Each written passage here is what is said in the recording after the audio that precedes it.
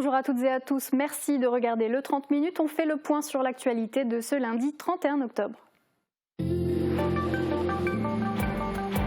Les surveillants pénitentiaires ont manifesté contre le manque d'effectifs à la maison d'arrêt de Sarreguemines. Ils sont 30 agents pour une centaine de détenus. Malgré une inspection de l'administration pénitentiaire au printemps dernier, aucune réponse n'a encore été fournie. Les couloirs de la citadelle de Bitche ont fait résonner les cris d'effroi de milliers de visiteurs ce week-end. Un parcours d'épouvante encore plus effrayant a été créé cette année après 2 ans de stand-by dû au Covid-19. Et dans le thème d'Halloween toujours, un escape game était organisé par le conseil municipal des jeunes de Sarreguemines. Des jeunes entre 11 et 17 ans se sont retrouvés à l'ancienne école des Vergers pour résoudre des énigmes dans une ambiance mystérieuse. Et c'est la nouvelle tendance dans le domaine funéraire. Des cercueils en carton sont très prisés depuis plusieurs années. Une alternative au bois plus écologique mais aussi plus économique. Et on parlera sport aussi dans cette émission avec David. Salut David, tu reviendras pour nous sur les grands événements sportifs du week-end. Oui Margot, salut. Cette semaine on va parler lutte, tennis, tir, karaté et foot, sans oublier le speedball et l'aviron, un programme très riche. Effectivement, c'est chargé, on a hâte de voir tout ça. À tout à l'heure. Et on commence en attendant ce journal avec la manifestation des surveillants pénitentiaires de la maison d'arrêt de Sarreguemines. La cause est bien le manque d'effectifs, seulement 30 agents pour une centaine de détenus. Un manque de personnel qui ne sera pas comblé pour le moment. Nous avons interviewé le secrétaire régional CGT pénitentiaire. Regardez. Vendredi matin, les agents de la maison d'arrêt de Sarreguemines se sont réunis devant l'établissement. Ce matin, on s'est réunis pour 2 raisons principales. La première, c'est le manque d'effectifs. Ça fait maintenant de nombreuses années qu'il nous manque des agents. En l'occurrence, il nous manquerait 5 agents. On est très étonné que l'administration pénitentiaire n'a pas décidé de nous envoyer du personnel, ne serait-ce que pour l'affichage, pour montrer qu'ils sont solidaires avec nous, puisqu'on a quand même perdu Alex Moy il y a quelques temps, qui s'est malheureusement suicidé. Et on pensait que l'administration, par solidarité, allait au moins remplacer cet agent-là. Elle ne le fait pas, on le regrette profondément, c'est clair, même si ça ne le remplacera pas. Il est remplaçable pour nous, mais au moins avoir un nouvel agent nous amènerait quelque chose, ne serait-ce qu'en termes de repos. Suite à ce malheureux événement et aux nombreuses plaintes déposées contre l'ancienne direction, une inspection de l'administration pénitentiaire a eu lieu au printemps dernier. On aurait normalement dû avoir une réponse dans les jours qui viennent. Il n'y a toujours rien, on n'a aucun retour là-dessus. On a essayé de communiquer avec le directeur de l'administration pénitentiaire et il ne nous répond pas. On trouve ça un peu choquant qu'il n'y ait pas de communication entre lui et nous. Le ministère, au niveau du ministère, on n'a pas de retour non plus, ils ne nous disent pas non plus ce qui se passe.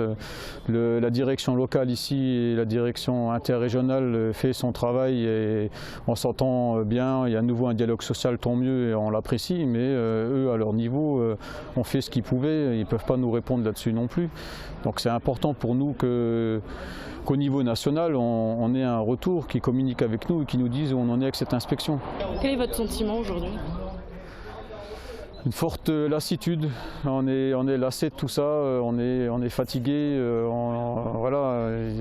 On sait que l'année à venir va être difficile parce que pas d'agents supplémentaires, ça veut dire encore des heures supplémentaires, encore du stress, voir la famille encore en pointillé, tout ça, ça va être compliqué, on sait que ça va être très dur pour 2023. Donc on espère quand même qu'à un moment ou à un autre ça change et que l'administration prenne un peu notre souffrance en compte et qu'elle réagisse parce que ça commence à faire beaucoup et on n'aimerait pas revivre ce qu'on a déjà vécu il y a quelques temps, quoi. On n'a pas le droit de grève, on risque des sanctions en étant devant l'établissement. Donc tous les collègues qui sont là sont des collègues qui sont en repos. Ce qu'on espère, c'est attirer à minima l'attention de l'administration et qui communique avec nous à minima. Après, on verra bien. Je ne peux pas prédire l'avenir. Si tout se passe bien, on aura peut-être enfin un retour, au moins une communication. Et si jamais ce n'est pas le cas, et s'ils se murent encore dans ce silence-là qu'on n'arrive pas à comprendre, qu'on pourrait prendre pour du mépris, tant pis, on se résoudra à faire d'autres journées et on mettra peut-être d'autres actions en place, même si on risque d'être sanctionné à tout moment. Ce week-end, des milliers de personnes ont pénétré dans les entrailles de la citadelle de Bitche. Cela faisait 2 ans que les couloirs de l'effroi n'avaient pas pu avoir lieu en raison du Covid-19. On a pu voir des visiteurs de tous âges, certains même déguisés pour l'occasion. Aujourd'hui, c'est le dernier soir pour profiter du parcours d'épouvante. Émilie Hazel l'a testé pour nous. Passé cette porte, vous ne pourrez plus faire marche arrière. Vous pénétrez désormais dans le royaume des ténèbres et les premiers monstres vous attendent déjà. Les couloirs de l'effroi sont de retour à la citadelle de Bitche et plus de 7000 visiteurs se sont bousculés ce week-end pour participer au parcours d'épouvante. Clowns, sorcières, fantômes, zombies, tueurs en série, démons, tous étaient présents pour vous faire passer une effroyable soirée.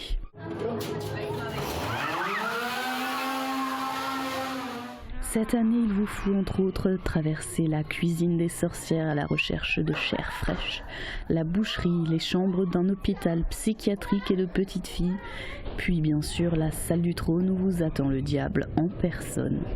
Malgré les cris de terreur, les visiteurs remontent à la surface avec le sourire sur les lèvres.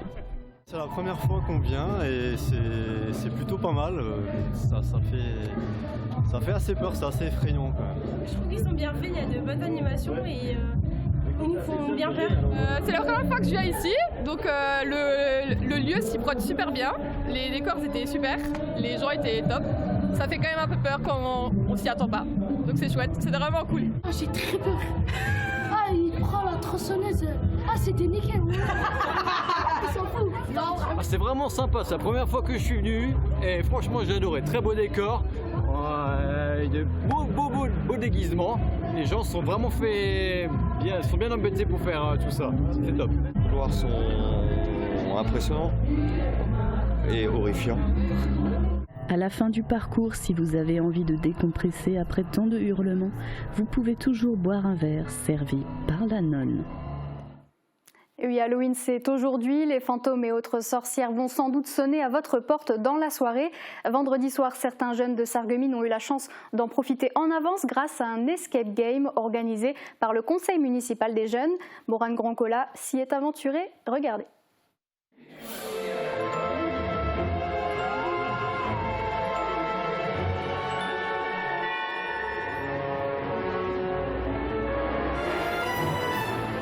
Un décor digne d'un film d'horreur. Nous ne sommes pas dans un manoir hanté, mais dans l'ancienne école des vergers de Sarreguemines. Pour marquer le coup à Halloween, les membres du conseil municipal des jeunes ont organisé un escape game sur le thème de l'horreur. Nous et les autres conseils municipaux des jeunes, on a voulu organiser ce qu'on appelle l'escape game de Sarreguemines. Et pour cela, on a pris beaucoup de temps. Ça fait 2 ans qu'on a voulu le faire, mais bon, le Covid a fait que malheureusement, on n'a pas pu l'organiser. Mais ce soir, on peut le faire et donc on est très ravis. On s'est dit, on a un mandat qui va bientôt se finir et on voudrait qu'on marque le coup. Donc on a voulu faire un cadeau à la jeunesse en faisant un escape game pour les jeunes. Au total, plus de 90 jeunes se sont répartis par équipe de 4 pour tenter de résoudre les différentes énigmes disséminées aux 4 coins de l'ancienne école. Je sais pas, parce que ça me plaisait les escape games et parce que du coup mon voisin il m'a proposé de faire celui-là et du coup j'ai accepté et voilà. C'est pas trop compliqué, faut un peu réfléchir, c'est un petit peu sportif parce qu'il y avait un truc d'aviron et puis ouais voilà. Après avoir résolu des casse-têtes et relevé des défis sportifs, la soirée s'est terminée par un verre de l'amitié. Et la fête d'Halloween combinée aux vacances scolaires offre une occasion idéale pour créer des activités familiales. Le Moulin d'Eschviller en a profité pour organiser le marché d'automne des arboriculteurs, mais aussi des animations spéciales pour Halloween. C'était hier toute la journée. David Orès s'y est rendu pour nous regarder. D'une pierre deux coups, d'un côté le marché d'automne des arboriculteurs, de l'autre des spectacles pour petits et grands sur le thème d'Halloween. Bienvenue au Moulin d'Eschviller. Le temps d'une journée, le site a changé de visage pour revêtir les couleurs d'Halloween. Devenu presque méconnaissable, le moulin proposait un circuit de plusieurs animations à suivre en groupe. Première étape à la scierie.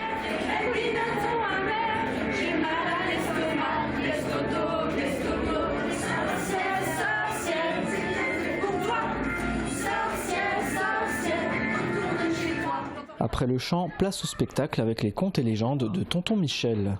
Elle a décidé d'inviter 2 grandes sorcières pour le dîner du soir. Donc, elle les a invitées et elle a commencé à préparer 2 marmites. Dans la première marmite, Siri puis Moulin, le tour s'achève en chanson au rucher avec François Nadler.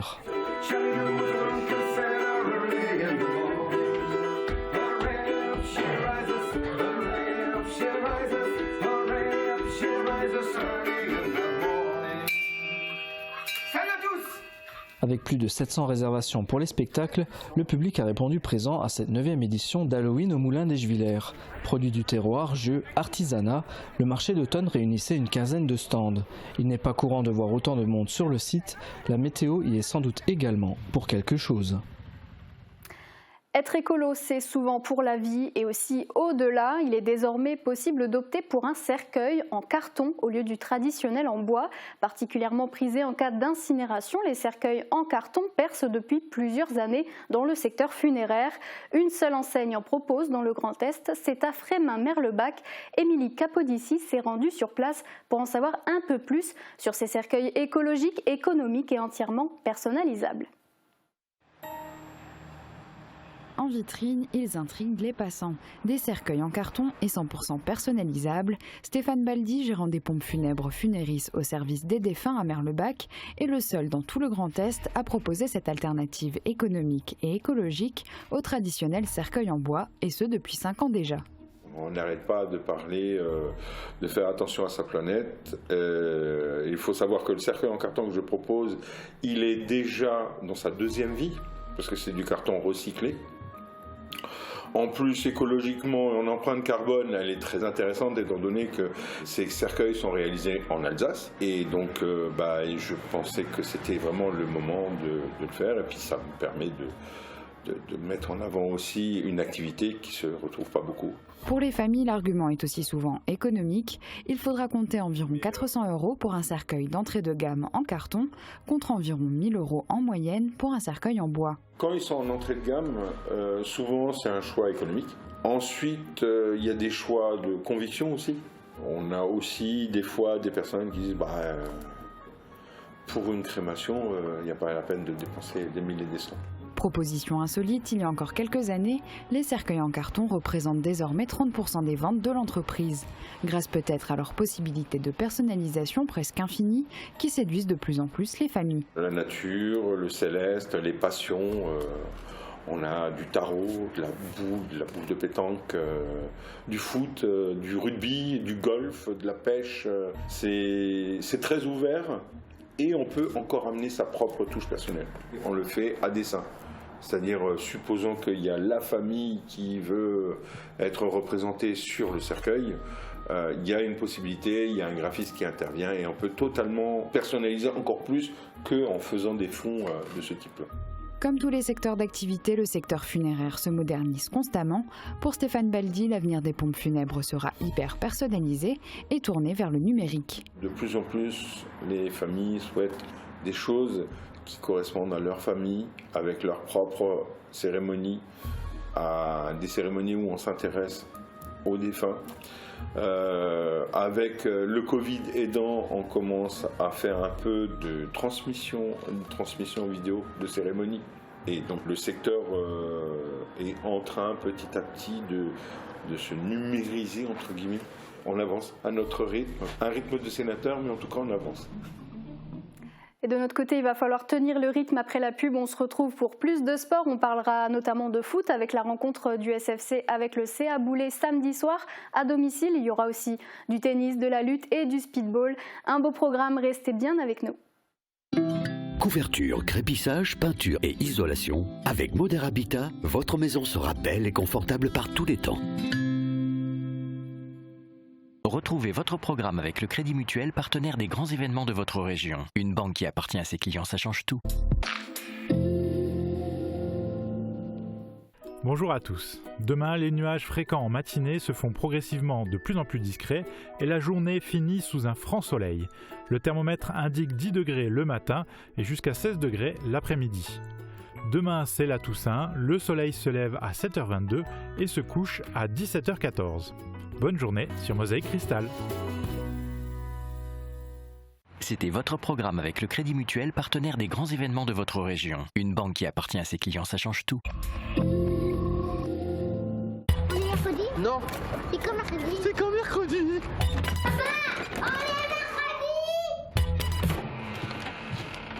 On est quel jour aujourd'hui? C'est mercredi. Avec les mercredis, la journée des enfants est aussi celle des parents. On arrive juste à Ambar de chez vous. Rendez-vous dans votre nouveau Burger King, 95 rue principale à Ambar. Burger King. À la Toussaint, il est de coutume de fleurir la tombe de nos proches disparus. Une manière délicate de montrer que nous ne les oublions pas. Le chrysanthème, emblème de la Toussaint, symbolise l'immortalité.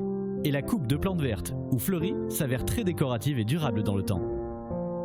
Pour vous accompagner dans vos choix, à Beach, rendez-vous aux pompes funèbres du pays de Beach. À Rohrbach, vous serez les bienvenus aux pompes funèbres Schmitt. À Sarreguemines, l'équipe d'Éternité saura vous accueillir et vous conseiller. La Toussaint, l'occasion de maintenir le lien avec nos chers disparus. OR Corporate améliore votre cadre de vie dans tout le département. Nos équipes travaillent sur des projets de construction qui dynamisent votre ville et des chantiers de rénovation pour ramener à la vie des bâtiments historiques de votre territoire. Spécialiste en architecture, suivi de chantier et en gestion immobilière. OR Corporate, c'est imaginer, innover et construire ensemble. Je peux enfin profiter de la piscine. Suite à une intervention chirurgicale, nous pouvons vous fabriquer des embouts sur mesure étanches pour éviter l'insertion d'eau dans le conduit auditif. Et quand je bricole, comment me protéger? Il existe aussi toutes sortes de protections sur mesure adaptées à chacune de vos activités. Nous choisissons ensemble le filtre atténuateur qui vous convient. Et pour la moto? Et la musique alors? Quelle que soit votre activité, il est important de protéger son audition.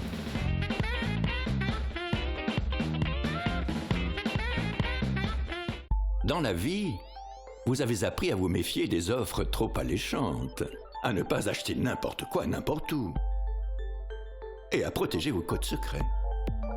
Sur Internet, apprenez à déjouer les pièges, à repérer les signes qui sécurisent vos achats, et ne communiquez vos mots de passe ni par mail, ni par texto, ni par téléphone. Votre sécurité commence par votre vigilance. Tous nos conseils cybersécurité sur lesclésdelabanque.com.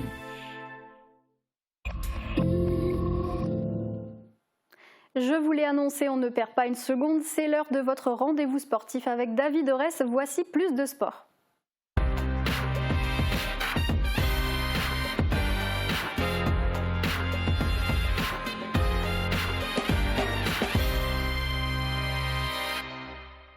Les lutteurs sarregueminois ont tout donné pour la première journée de championnat de France par équipe. La saison dernière, ils avaient fini deuxième en classement en première division. Ils ont cédé leur titre de champion à Sotteville-les-Rouen. Samedi, ils rencontraient Mézières-les-Messes à domicile. Un match serré décrit par Thibaut Desmerlet et Guillaume Dumonteil. Lutter seul est une chose, lutter en équipe est une autre expérience. Les lutteurs sarregueminois attendaient avec impatience le début du championnat de France de lutte par équipe. Pour cette première journée à domicile, c'est un derby qui a opposé Sarreguemines en rouge à Mézières-les-Messes en bleu. Parmi les lutteurs sarregueminois, il y avait Zaven.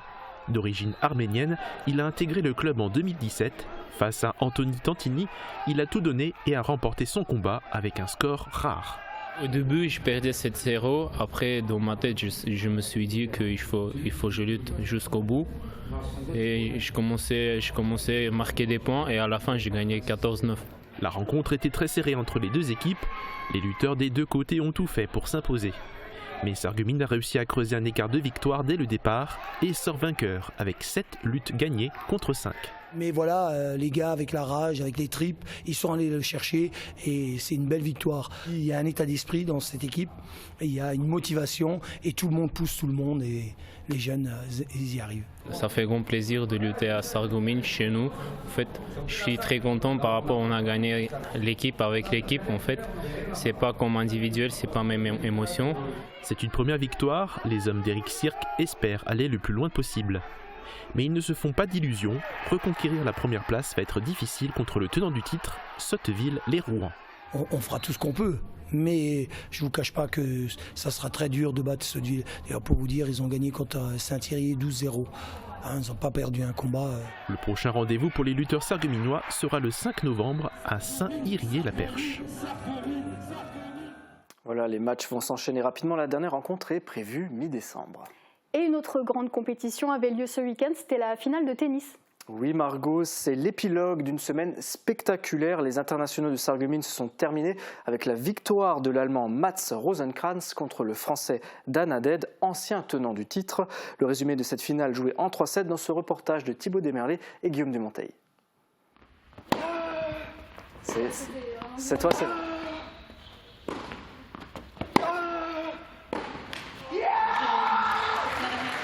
Il l'a fait. Après un combat difficile, Mats Rosenkrantz s'impose et remporte l'édition 2022 des internationaux de tennis de Sarreguemines. Il aura dû batailler 3-7 pour réussir à prendre le dessus sur le Français Dan Haded. Score final 6-3, 3-6, 6-3. J'ai dû faire de bons services, c'était vraiment très serré. Il y avait des jeux très serrés sur mon service, il fallait que je défende beaucoup. J'ai gagné de nombreux points très importants. Je pense que j'ai pas été très bon dans mes occasions sur les débuts de set, notamment en premier set, où je pense que j'étais un peu meilleur que lui au début. J'ai mieux entamé le match, mais j'ai pas réussi à passer devant au score. Dans cette finale, la puissance du joueur allemand a fait très mal aux Français. Sur une surface pareille, contre un style de jeu pareil, il n'y a pas beaucoup de marge, on va dire, et une ou deux erreurs, et puis après l'autre un adversaire qui servait très fort et qui frappait très fort aussi, qui a saisi sa chance. Donc voilà, forcément j'ai des regrets. Maintenant, ça restait quand même une belle semaine pour moi. Très bonne semaine également pour les organisateurs et les spectateurs qui ont assisté à de très belles rencontres sur les cours de la Blise. Hier, les deux demi-finales ont été passionnantes avec des rebondissements, des balles de match sauvées. On a fait un 7-6 troisième, 2 balles de match sauvées dans l'autre match. Enfin, c'était vraiment hier une grosse journée. Aujourd'hui, une très belle finale contre deux très très bons joueurs de tennis. Je pense qu'à la fin d'année était vraiment un petit peu cuit, donc je pense que c'était un peu plus dur. Cette victoire dans l'édition 2022, Mats Rosenkrantz ne l'aura pas volée. Tête de série numéro 5 du tournoi, il aura battu successivement les têtes de série numéro 1, 4 et 3, des performances de choix. Même les premiers tours sont difficiles, et particulièrement sur la moquette. C'est une surface très rapide qui convient à beaucoup de joueurs. En s'imposant ici à Sarreguemines, Mats Rosenkrantz fait coup triple. Il remporte le trophée, 24 points au classement ATP et un chèque d'environ 3 500 €. Et oui, les internationaux de Sarreguemines ont désormais un nouveau champion. La finale en double a eu lieu vendredi. Le binôme anglais Duncan Willis s'est imposé face au français Bouquier-Jacques en 3-7, 4-6, 6-3 et 18. Ouais, de beaux résultats en tout cas. Voilà pour le tennis, on change de discipline ? Oui, mais on reste dans les compétitions internationales. Avec le maillot de l'équipe de France, le bichois Émilien Chassa a décroché le titre de champion du monde au tir à la carabine à 300 mètres. C'était mardi dernier au Caire en Égypte avec un score de 592 points sur 600. Il a également établi un nouveau record de France dans la discipline du 3 positions à 300 mètres. Une discipline où l'on tire Margot à genoux, couché et debout, d'où 3 positions. Émilien Chassa a doublé d'ailleurs sa médaille d'or en remportant également la compétition en équipe. C'est très impressionnant. Y a-t-il d'autres sportifs qui se sont fait remarquer ? Oui, on parlait d'ailleurs d'elle le mois dernier. Elsa Schmidt, 15 ans, est licenciée au karaté-do Saralbe. Elle a rejoint l'équipe de France pour participer au championnat du monde jeune de karaté. La compétition s'est tenue la semaine dernière à Konya en Turquie. La jeune karatéka a décroché la médaille de bronze en catégorie cadet de moins de 47 kg. D'abord menée 1-0, elle a montré de quoi elle est capable en s'imposant 5-2 face à son adversaire serbe. Et comme le dit la Fédération française de karaté, elle a 15 ans mais déjà tout d'une grande, Margot. Oui, effectivement, les Margot, c'est toutes des grandes sportives, c'est bien connu. Après le karaté, on passe au foot, David ?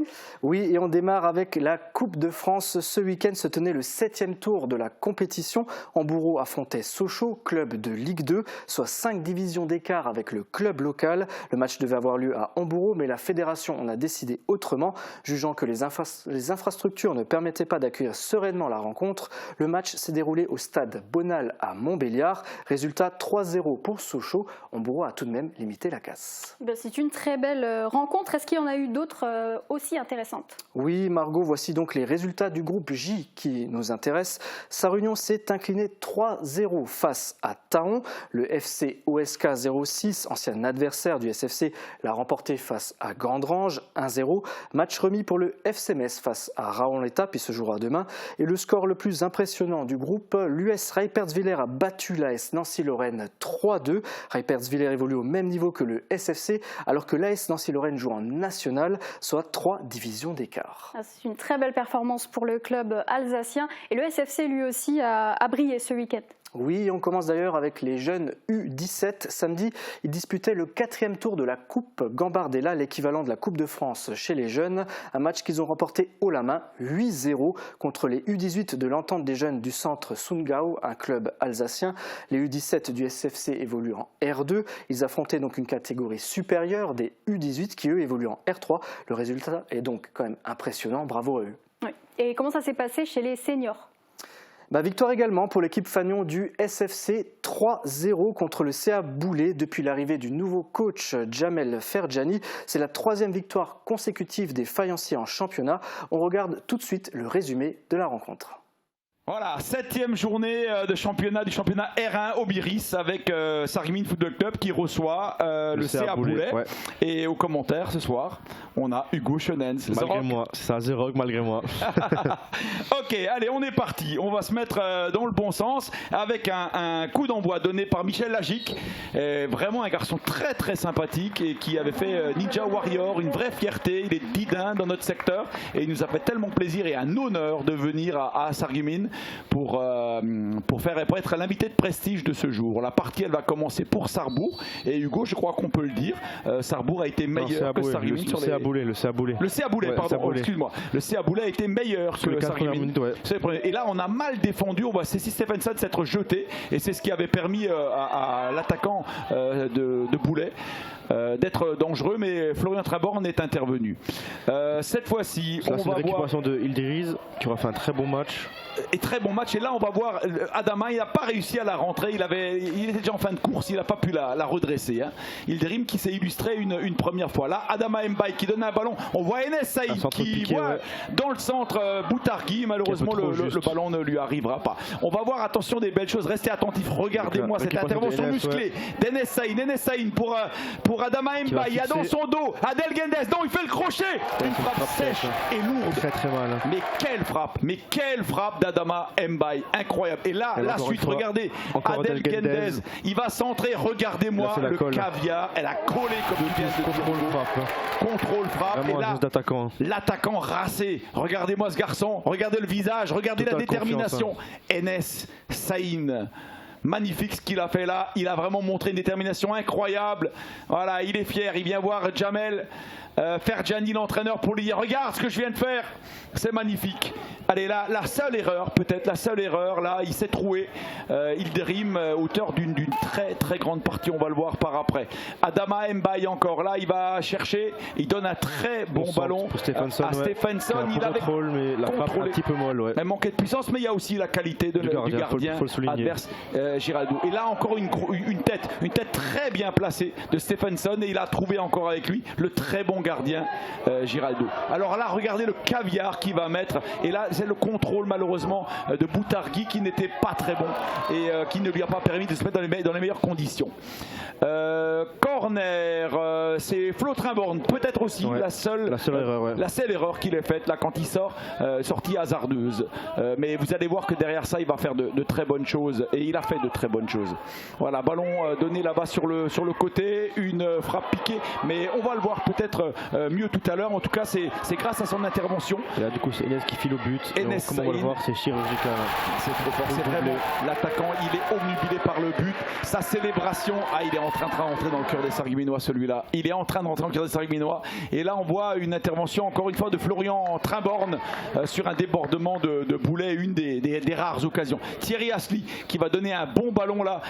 Il se met dans le sens du but. Il s'en mêle un petit peu les pédales, notre Mohamed Boutargui. Et Thierry Asli qui va frapper, mais un défenseur est venu le suppléer. Mais à ce moment-là, le score était déjà acquis, Hugo. Et une 3e victoire consécutive pour Sarreguemines, et même 3 victoires pour Jamel Ferjani. Et 3 clean sheets en plus. Et 3 clean sheets. Alors ça, c'est vraiment une performance formidable. On va se quitter là-dessus. Je crois que les téléspectateurs, ils ont eu ils ont vu de belles choses. Je pense aussi, oui. Les supporters ont vu de belles choses. Et franchement, c'est un réel plaisir, et l'aventure continue. On l'espère, oui. À très vite. À très bientôt. Bonne soirée. Au revoir. Et merci Dan et Hugo qui ont commenté le match ce week-end. D'ailleurs, ils ont aussi reçu l'homme du match, Mohamed Ildirim, à la fin de la rencontre. Voici son interview. Voilà, il est là notre homme du match. Il va venir parmi nous. Voilà, mets-toi là, au milieu de nous, Mohamed. Tourne-toi, voilà, tu vas pouvoir prendre le micro avec nous. Et je disais aux téléspectateurs que ça allait être la surprise parce qu'on ne l'a pas annoncé. Mais Mohamed, on t'a considéré comme l'homme du match aujourd'hui. Merci, en tout cas ça fait plaisir d'être avec toi, avec l'équipe, être en A. Je suis très content, on a fait un très bon match globalement. 3 points, c'est magnifique. 3 points, c'est magnifique, mais ce qu'il y a encore de plus intéressant, c'est qu'aujourd'hui, tu as joué un poste auquel tu n'as jamais évolué. Exact, ouais, c'est ça. Et le coach il m'a conseillé de jouer à ce poste-là, il m'a dit avec des qualités tu peux nous rapporter quelque chose à l'équipe, et moi j'ai atteint les objectifs qu'il m'a donnés et je suis content, on a fait un très bon match globalement. C'est magnifique. Bah d'abord, un clean sheet quand on est défenseur, c'est toujours intéressant, mais quand on l'est seulement depuis une semaine, on doit être d'autant plus fier. Exact, ouais. C'est tout à fait ça. On reviendra tout à l'heure sur le résumé, et quand on fera le résumé ensemble, moi il y a des choses que j'ai énormément appréciées et que seul finalement quelqu'un qui a les qualités techniques qui sont les tiennes peut se permettre en tant que défenseur. Alors on a un expert de la défense à côté de nous, avec Hugo Schonens, qui a été d'abord d'un fair play incroyable, parce que d'abord c'est quand même un poste qui est le sien. Entre autres, quand même un poste latéral, mais il a été élogieux sur ta prestation. Très et ça, c'est l'esprit. Sarreguemines Football Club, c'est l'esprit, c'est l'air Keller, c'est cette nouvel état d'esprit qu'on a envie d'insuffler au club. Exact. Ouais, de toute façon, je m'entends très bien avec lui-même. C'est vrai, oui. On est très très bien. On est ensemble, on est soudés. On est une meute, si tu veux savoir. On est une meute et je suis très content. Bravo à Mohamed ainsi qu'à l'équipe pour cette nouvelle victoire. Nous avons également interviewé le coach Jamel Ferjani. On l'écoute. Jamel, 3 matchs, 3 victoires, c'est quoi le secret du succès de Jamel Ferjani? C'est les joueurs, le secret c'est eux qui l'ont. C'était eux les problèmes et puis c'est eux les solutions. Donc je tiens à les féliciter et à les encourager à continuer leurs efforts, à donner un peu de plaisir aux Sarregueminois. Un match qui a commencé un petit peu de façon difficile, mais quand même une victoire 3-0 au bout. Comment vous avez préparé cette rencontre? En fait, on joue une belle équipe de Boulay qui a su mettre beaucoup d'impact et donc pour nous, il fallait qu'on trouve un petit peu l'équilibre et puis au fur et à mesure, on a su poser notre jeu et puis avec la qualité de nos attaquants, on a su faire mal quand il fallait. C'est quoi la suite? Bon, on va essayer de bien récupérer ce week-end et puis on va essayer de préparer notre match à Villerupt dans les meilleures conditions en espérant qu'ils se qualifient en Coupe de France déjà. On les encourage à ce niveau-là et puis pouvoir jouer un beau match à Villerupt et rester dans la continuité. Et oui, le coach qui reste modeste et concentré sur la suite du championnat. On regarde les résultats de ce groupe B. Victoire de Thionville, 3-0 face à Vendeuvre. Et Amnéville s'est incliné 1-0 contre Aubert-Moderne. On voit que beaucoup de matchs n'ont pas encore été joués pour cette 7e journée. Ils se joueront dans la semaine ou ce week-end. Voici le classement pour l'instant.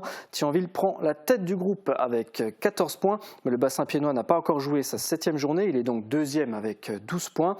Grâce à cette victoire, le SFC se hisse à la 3e place avec 11 points, suivi de Reipertswiller qui totalise 10 points avec un match en moins. Et en bas de classement, Sarrebourg et Forbach sont toujours 12e et 13e avec 6 points pour 6 matchs joués. Mais merci pour ces classements, c'est tout côté foot ? Presque, on fait encore le point avec l'AES. Les Beachliners se sont inclinés 3-2 face à Scheibenhardt ce week-end. C'était la 6e journée en Régional 2 Poule F. Voici les résultats du groupe. Nouswiller a battu Schweighouse 2-1 à domicile. Victoire également pour la B de Sarre-Union contre Droulingen 5-2. Match nul entre la réserve de Haguenau et Avenir de partout. Et grosse victoire de Oberlotterbach 6-0 contre Steinzels. On passe au classement. Avec cette défaite, l'AES passe 8e de son groupe avec 7 points. La victoire de Scheibenhardt lui permet de prendre la tête du groupe avec 13 points. Le leader est suivi de près par Avenir et Oberlotterbach qui totalisent également 13 points. La B de Sarre-Union est 4e avec 12 points et celle de Haguenau 7e avec 8 points. Prochain match pour l'AES dimanche à domicile contre Nouswiller. Merci beaucoup David, c'est tout côté foot cette fois-ci. On change de discipline complètement. Oui, je l'avais annoncé la semaine dernière, Margot, ce week-end, l'association sportive de speedball de Puttelange-au-Lac accueillait le 33e championnat du monde de la discipline, un grand événement pour le club. Retour sur cette compétition dans ce reportage de Thibaut Desmerlet et Marie-Morgane Pires. Ce n'est pas tous les jours qu'on croise des champions à Putelange-au-Lac. Mais ce week-end, les plus grands athlètes de speedball avaient rendez-vous dans le gymnase de la commune pour le championnat du monde. Une première ici. Environ 90 sportifs sont venus des 4 coins du monde, notamment l'équipe égyptienne championne en titre. Le speedball est un sport de raquette dans lequel il faut effectuer le plus grand nombre de frappes avec 4 mouvements différents dans un temps imparti. Chaque athlète est suivi par des arbitres. Perrine Mégel est membre du club de Putelange-au-Lac. Elle a déjà arbitré des championnats de France. Elle a accédé ce week-end pour la première fois au niveau mondial. C'est impressionnant parce qu'en plus il faut se faire comprendre parce qu'ils ne parlent pas tous le français. Donc on essaye un peu en jouant, un peu en montrant les choses, en donnant quelques noms en anglais, on arrive à peu près à s'en sortir. Super solo, relais, match simple et match double, on pouvait suivre différentes catégories. L'accueil de cette compétition était un pari osé pour le club de Putelange-au-Lac. Il a eu le soutien de la Fédération internationale et de l'association France Speedball. C'est complètement une réussite. Après, je dirais, ça manque toujours un peu de spectateurs. Je m'attendais à beaucoup plus de spectateurs. Mais moi, clairement, je peux être que satisfait. À noter la participation d'une joueuse de Putelange-au-Lac dans l'équipe de France, Lisa Jacques. Elle a notamment terminé 3e en catégorie simple femme. Malheureusement, pas de médaille d'or pour les Français et Françaises cette année, mais 9 d'argent et 4 de bronze. Chez les filles, comme l'a dit Marie-Morgane, notre championne locale Lisa Jacques a décroché une médaille de bronze en match simple, bravo à elle.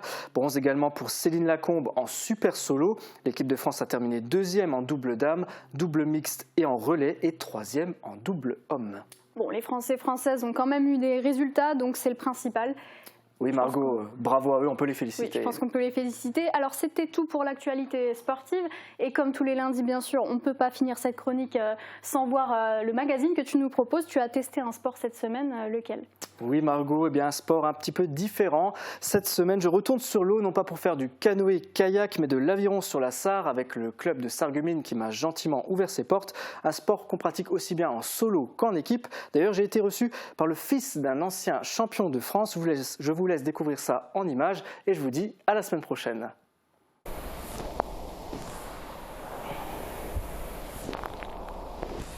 J'ai l'impression d'être à la salle, mais je précise que j'y vais jamais.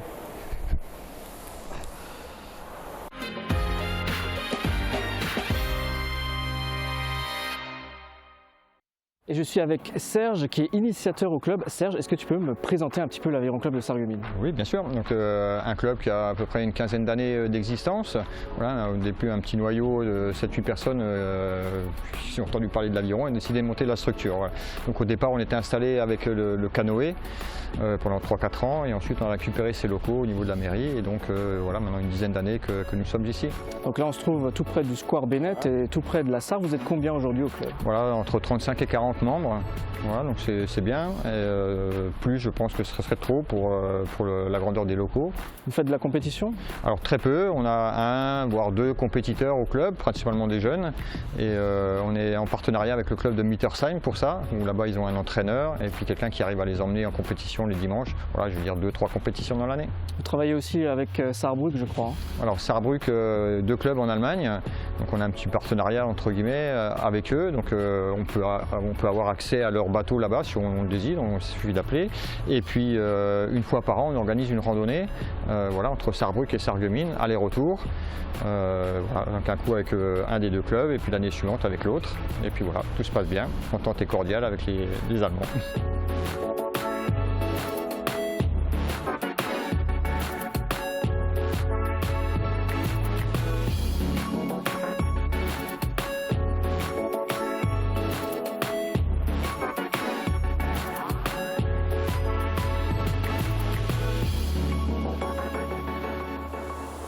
Et donc là, petite séance d'entraînement avec Robin. Robin, tu es compétiteur, c'est ça? C'est ça. Est-ce que tu peux m'expliquer c'est quoi cette machine, à quoi elle sert? Donc là, on est sur une machine à ramer qui nous sert principalement à de l'entraînement. Donc ça reproduit assez fidèlement le mouvement qu'on a sur un bateau. Donc ce qui nous permet, dans un premier temps, avant d'envoyer des débutants sur l'eau, d'apprendre le mouvement sur la terre ferme. Et d'ensuite de développer les capacités physiques des rameurs, du fait qu'on n'a pas la contrainte technique. Donc on peut exploiter toute la puissance du rameur dans toute sa globalité. Et il y a même de la compétition sur ces appareils, sans aller sur l'eau. Exactement, on a ce qu'on appelle les compétitions indoor, où on a donc ça s'appelle un ergomètre, qui sont reliés par des câbles. Et donc tous les ergomètres sont synchronisés, ce qui permet d'organiser des compétitions sur différentes distances. Donc en général c'est du 2000 mètres comme sur l'eau. Et donc nous avons eu notamment les championnats de France qui se déroulent chaque année à Paris. Sauf que là avec la crise sanitaire, ça n'a pas pu se tenir. Mais grâce à la technologie, on les a reliés tous en ligne. Et donc on était 100 par course à travers toute la France à ramer en même temps dans nos clubs et en concurrence avec les autres clubs.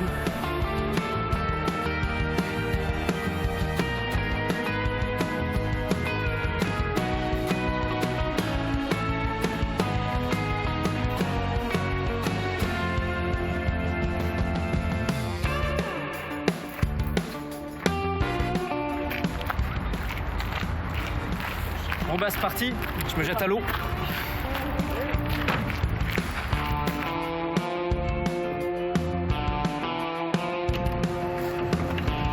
Quand je vois la taille des rames, ça me rassure pas.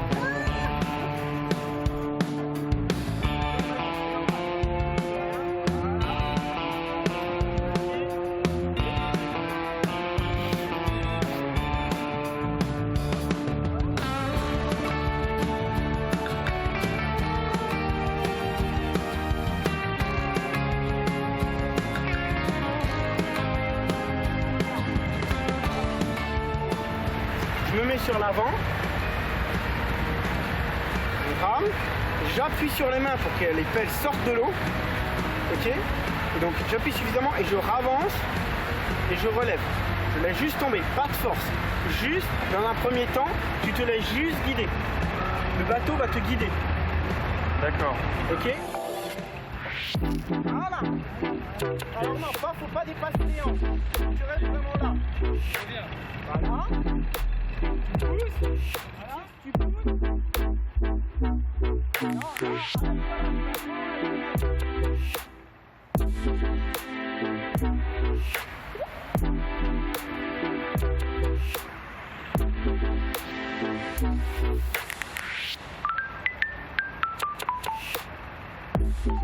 Donc là, David fait une initiation à l'aviron. Il est sur ce qu'on appelle une planche armée. Donc c'est un bateau hyper stable qu'on apprend à tout débutant qui commence l'aviron. Ce qui lui permet de débuter solo et d'apprendre tout seul le mouvement de base, qui après va lui permettre de venir avec moi en double. Donc c'est un bateau à 2 places, on va être tous les deux à ramer. Mais dans un premier temps, il faut qu'il acquiert bien le mouvement. Et donc on lui fait découvrir l'aviron sur, voilà, donc sur cette embarcation qui est la planche à ramer.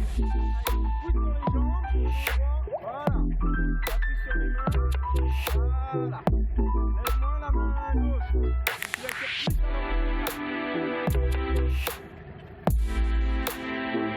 plus très bien.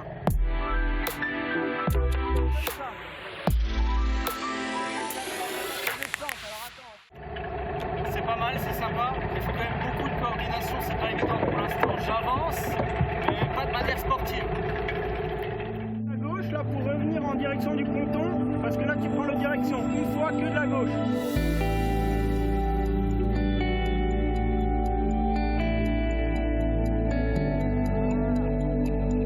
Ah, il est parfait pour une première séance, il commence bien à apprendre le mouvement.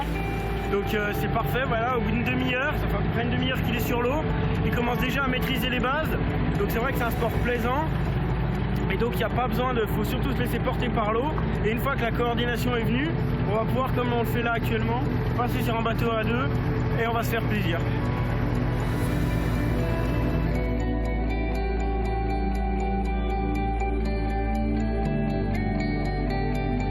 Je suis avec Simone qui est membre du club. Simone, depuis combien de temps tu fais de l'aviron?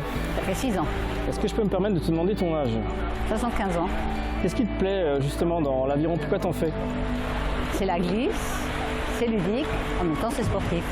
Je crois que vous faites régulièrement des sorties avec l'aviron. Laquelle a été marquante dernièrement?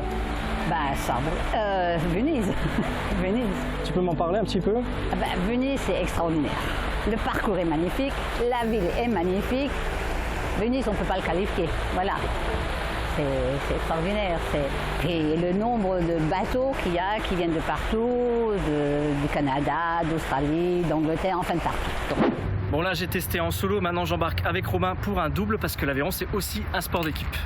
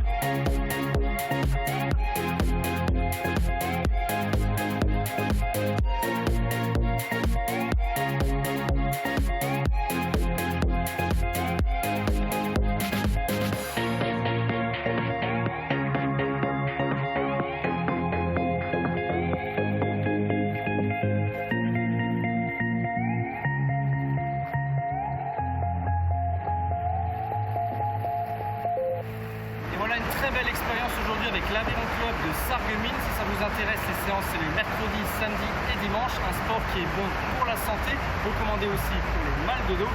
Allez, on termine en beauté. Merci encore de nous avoir suivis. Pour l'Aviron Club de Sarreguemines, c'est parti.